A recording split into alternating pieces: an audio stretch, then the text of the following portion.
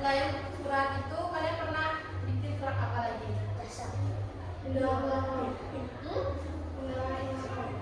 Lagi? Surat cinta?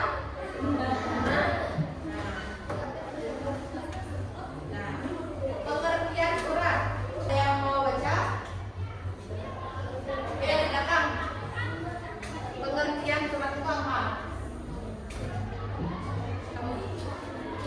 Surat adalah sarana komunikasi tertulis yang digunakan untuk menyampaikan informasi, pernyataan, atau pesan dari pihak satu kepada pihak yang lain.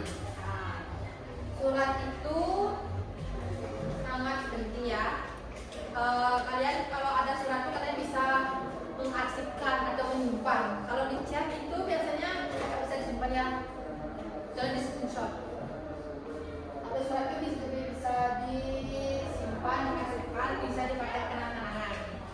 Nah, fungsi surat satu ada dokumentasi tertulis.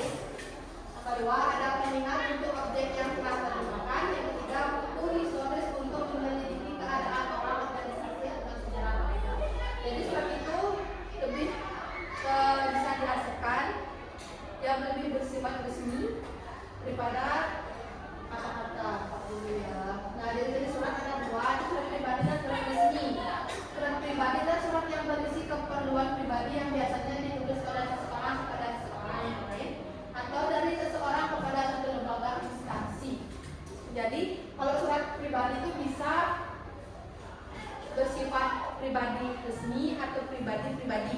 Kalau pribadi-pribadi itu antara kalian bisa ngirim ke teman kalian atau kalian kirim ke instansi atau ke sekolah.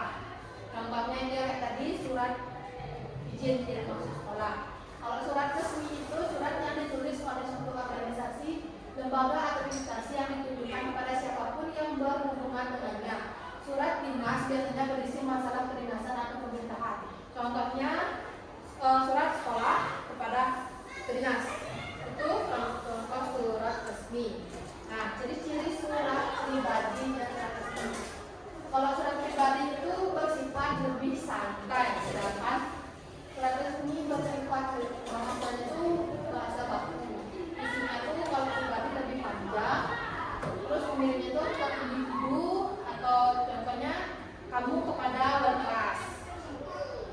Kertasnya itu lebih beraneka ragam. Nah, surat resmi itu isinya lebih singkat, lebih padat, bahasanya lebih baku. Pengirimnya kita mengirimkan surat itu kepada instansi yang formal.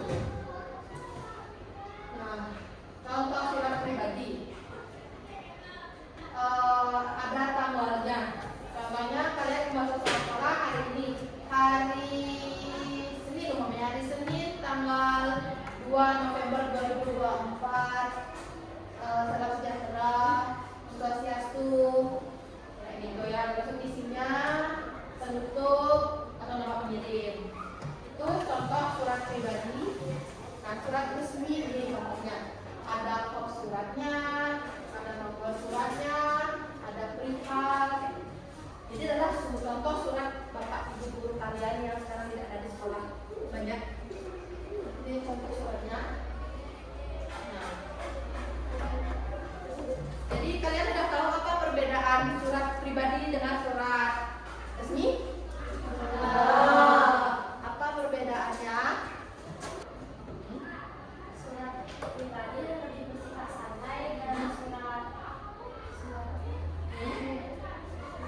resmi bersifat keras. itu bersifat keras, bahasanya baku. Surat pribadi untuk perorangan ke instansi, dari perorangan ke instansi atau perorangan ke perorangan. Kalau surat resmi itu dari instansi ke instansi. Itu perbedaannya. Jadi kalian sehari-hari sering memakai surat untuk berkomunikasi? Enggak. Udah jarang ya. Jadi kalian membuat surat izin tidak masuk sekolah. Jadi apa yang kalian pelajari dari ini? Dari surat pribadi dan surat resminya. Jadi kalian tahu perbedaannya? Yuk tahu. Dari pelajaran ini saya belajar dengan bisa membedakan